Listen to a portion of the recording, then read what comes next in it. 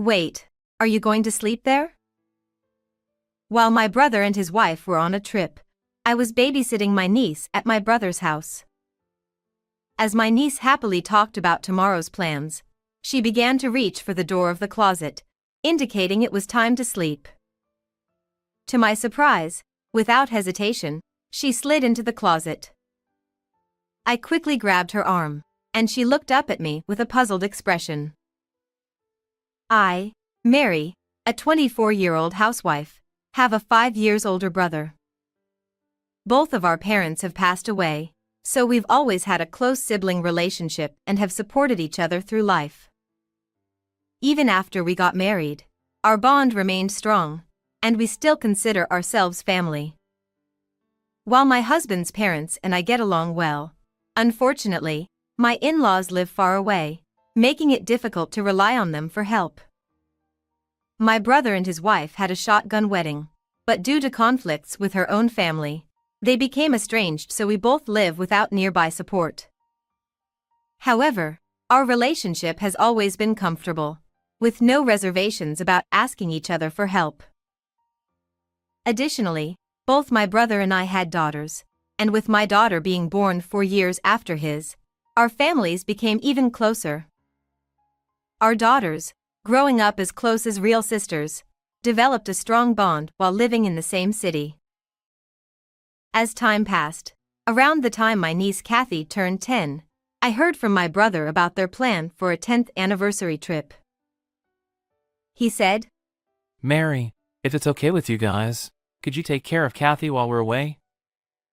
We're planning a one-night, 2-day trip nearby, and we thought it would be nice to spend some time alone together as a couple after a long time." Seeing my brother's happy and somewhat shy expression, I readily agreed, understanding it was an easy request. After a brief discussion about dates, I asked what time I should pick up Kathy. He shook his head, indicating I hadn't thought about it. It seemed they were concerned about leaving their house unattended with Kathy staying at my place, especially regarding security, so they asked me to stay overnight at their house instead. Despite laughing at his cautiousness, I couldn't argue with my brother's insistence on being careful. So, I entrusted my somewhat anxious daughter to my husband and decided to stay overnight at my brother's house alone. After spending ordinary days, the day of the anniversary trip arrived, and I went to stay at my brother's house as planned. Wanting to reassure Kathy, who seemed a bit anxious watching her parents leave, I held her hand as we bid farewell to my brother and his wife. It was the start of our 2-person house-sitting adventure. Initially, I thought of bringing my daughter along and having my husband pick her up only at bedtime. However, when I mentioned this, Kathy adamantly refused, unusual for her, saying absolutely no to bringing my daughter into the house. While she hadn't minded our family visits before, there seemed to be a reason she didn't want anyone coming today. Although she seemed lonely and expressed a desire to play with my daughter, she sadly understood she couldn't call her over. When I promised her we'd visit my place to play after breakfast the next day, her eyes sparkled.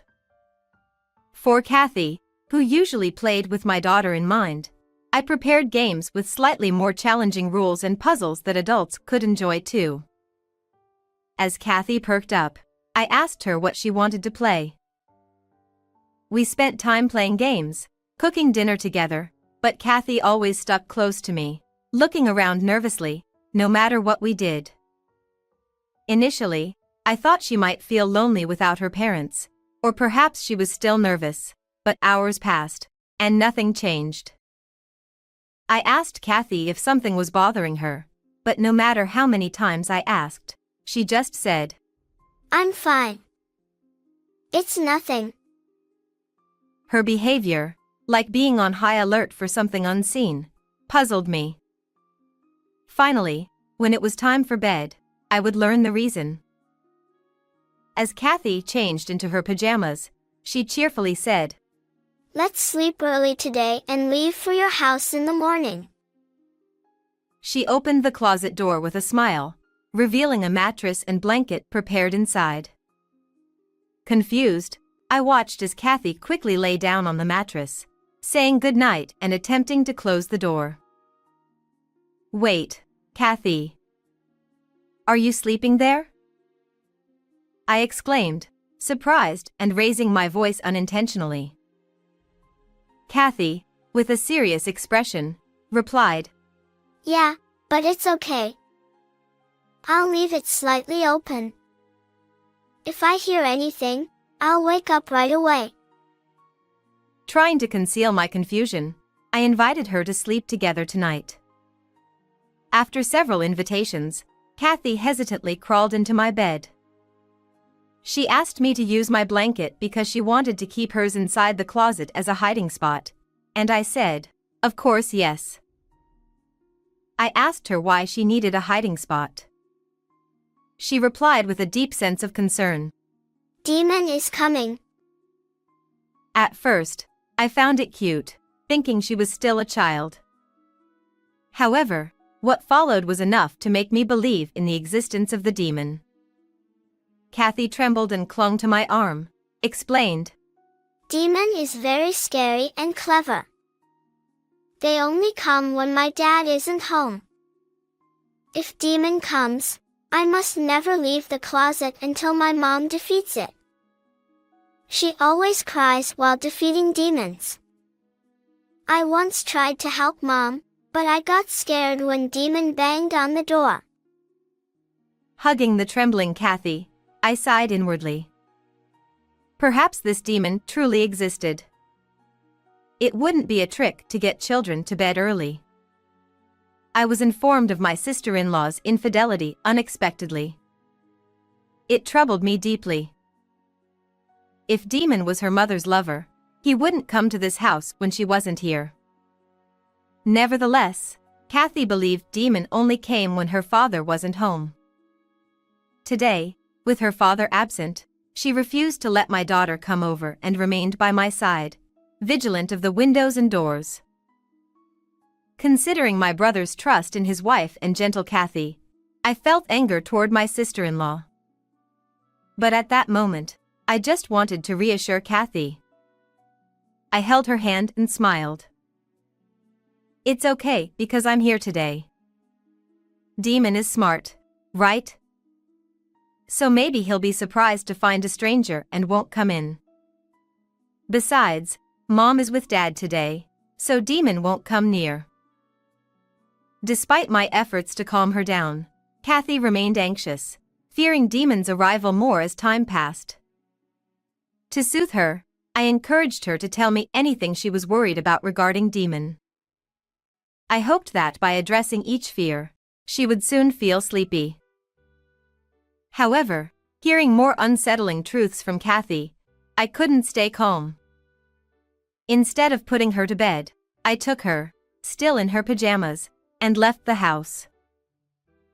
I hurried back home in my car, explaining the situation to my husband. He and his friends went to stay at my brother's house. Around 10 p.m., my brother called, asking if Kathy had already gone to bed. He said to me, Take a rest without worrying about your husband and daughter. Make sure to lock the door. Good night. I was doing my best to keep my voice from trembling as I was strongly told not to leave the house. After hanging up, I looked at Kathy sleeping peacefully with my daughter and vowed to defeat Demon in my heart. The next morning, my husband returned after spending the night at my brother's house. As he recounted last night's events, I trembled with fear and anger. Reassured that my decision from yesterday was correct, I spent the day at home with Kathy and the rest of the family, waiting for my brother and his wife, who would come to pick her up. Upon seeing my face, my brother immediately interrogated me and Kathy about why we weren't at his house last night. Why didn't you sleep at our place? How many times did I ask you not to leave the house? Even though you said you understood, what were you thinking? Just going back to your own house without permission? My brother's intense protest about me breaking the promise filled me with discomfort. I coldly asked why he knew we weren't home during their trip. My brother answered, Well, I made sure Kathy has a smartphone with GPS. If that were true, he wouldn't have needed to repeatedly call me last night, insisting that we not leave the house. Checking the GPS would have easily revealed that we weren't at my brother's house. Suppressing the urge to immediately confront my brother, I continued the conversation quietly, so the children in the other room wouldn't hear. By the way, who were the two unknown men who came to your house late last night? What were they doing at a house where only Kathy and I should have been? Did strangers come? It's a relief nothing happened. My brother's voice trembled. But it wasn't fear of intruders or relief that his daughter was safe. His gaze darted around as if carefully choosing his words. Hey, about those guys. I pressed my brother further about the men who seemed like demons, but my sister-in-law's voice cut in, interrupting. It seemed she didn't want the conversation to proceed further. She insisted on calling Kathy strongly to come back home. When Kathy, who had been playing in another room, showed up at her mother's call, my sister-in-law forcefully took her hand. Suddenly, my brother changed his tone. We haven't forgiven what happened this time, but we're leaving today, he said, pushing Kathy towards the door to leave the room. Despite Kathy's reluctance to leave, my brother and sister-in-law forcefully tried to take her home, ignoring any attempts to detain them. Seeing Kathy reach out to me in resistance, I quickly pulled her close. Hey! What are you doing? My sister-in-law exclaimed as I shielded Kathy from her grasp, keeping the couple away. Desperate to take back their daughter, my brother and sister-in-law hurled aggressive words at us, advancing in anger. My husband and I were adamant about not letting them take Kathy away. Eventually, the police officers waiting at the entrance swiftly apprehended my brother and his wife. The police officer tried to calm down the bewildered couple, who were completely caught off guard by the unexpected turn of events. Understanding their situation, my brother claimed to the police officer that we were the ones holding their daughter captive and demanded that we be restrained. My sister and her husband took our daughter from our home and locked her up here. Hurry! Please help Kathy! There's no time to waste holding me down. I won't run or hide, so let me go! My brother pleaded. Kathy and my daughter, who had come out after noticing the commotion, hid behind me. They whispered to each other, puzzled by the situation, noting that they were not confined at all. Whether they heard that or not, my brother sternly instructed Kathy to come to him. However, she was too scared by her father's aggressive demeanor to leave my side. My sister-in-law stood quietly next to the police officer, only looking at my brother as if wanting to say something, but she didn't call for Kathy. As my brother continued to yell at the entrance, protesting against the unexpected turn of events, the police officer completely restrained him. Then, my husband held out his smartphone in front of my brother. Realizing this, I quickly instructed Kathy and my daughter to wait in the room they were in earlier, closing the door so they wouldn't hear anything.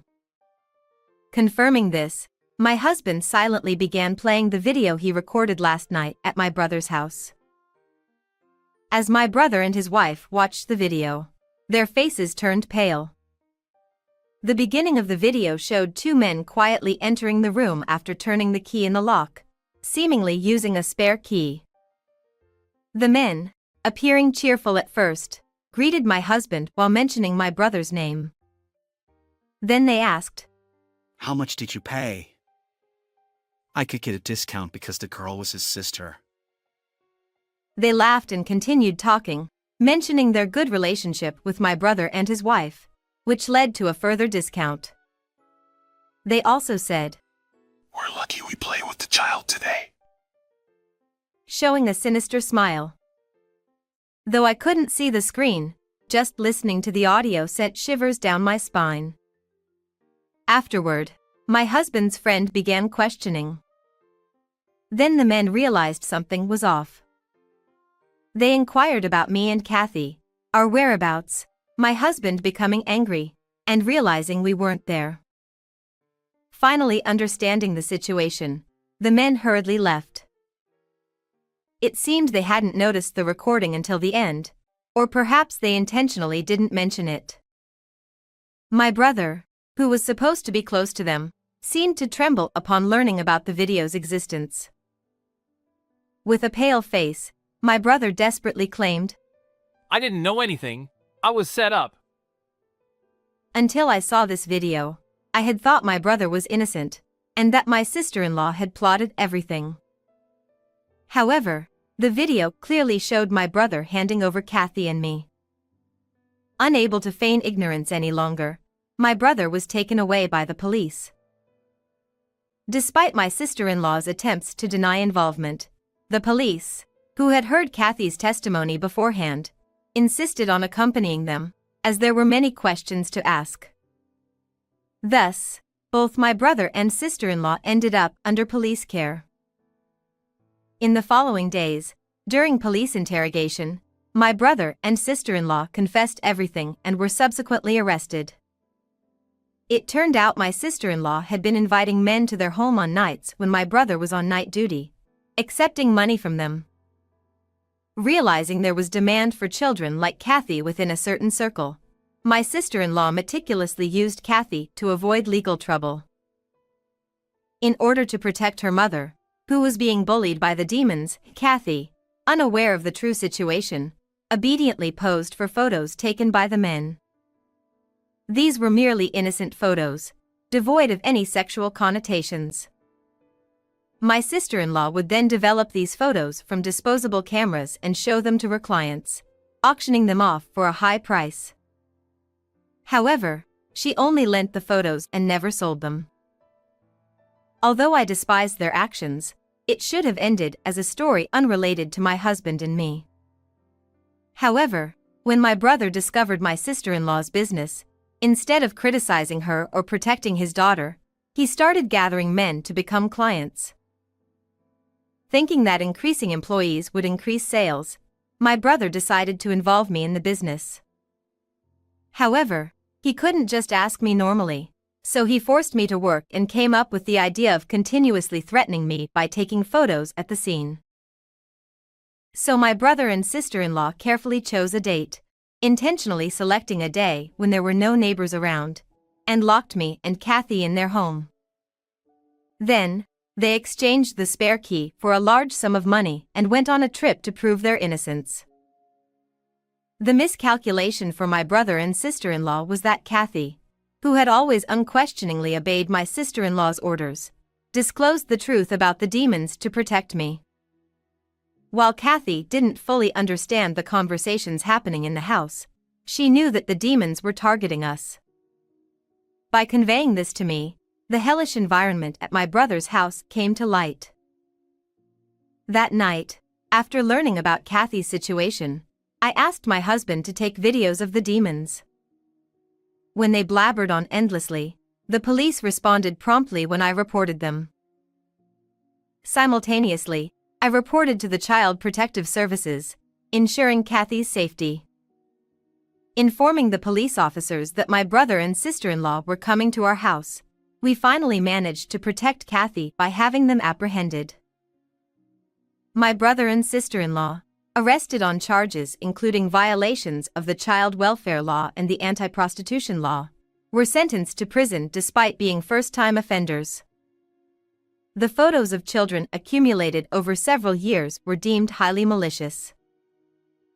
Once images are leaked onto the internet, they can never be erased. Although I was chilled to the bone hearing this from the police, fortunately, my sister-in-law hadn't digitized or sold Kathy's photos and had kept them securely, preventing any leaks. I don't understand how my kind and reliable brother could turn into such a terrible person. We had always helped each other out, but I had never noticed how twisted things had become. Regardless, I hope they face up to their actions. Following my brother's arrest, the demons, who were questioned by the police later, claimed their innocence, but they were also arrested on multiple charges, as photos of children were found in their homes and they were implicated in other crimes mentioned during the interrogation. Having defeated the demons lurking around us, we later inquired with the Child Protective Services about Kathy's future. With both her parents arrested and no one to take care of her, she had to be protected from her parents. My parents already passed away and my sister-in-law's family had cut ties, so Kathy was taken in by my husband and me. It was decided that if her sister-in-law's family couldn't accommodate her, Kathy would go to a foster home. After discussing it with my husband, we decided to adopt Kathy. She was like a daughter to us, and we couldn't bear to part with her. Thankfully, my husband agreed, and we decided to move to a region where my in-laws lived. My daughter eagerly awaited weekends to meet her beloved grandparents and was overjoyed when her dream of having an older sister, which she had always wanted, came true with Kathy's arrival. Finally freed from my brother and sister-in-law, Kathy adapted remarkably well to her new environment as a big sister, and we began to live a happy and peaceful life. How did you find this story? Don't forget to subscribe to the channel. See you in the next video.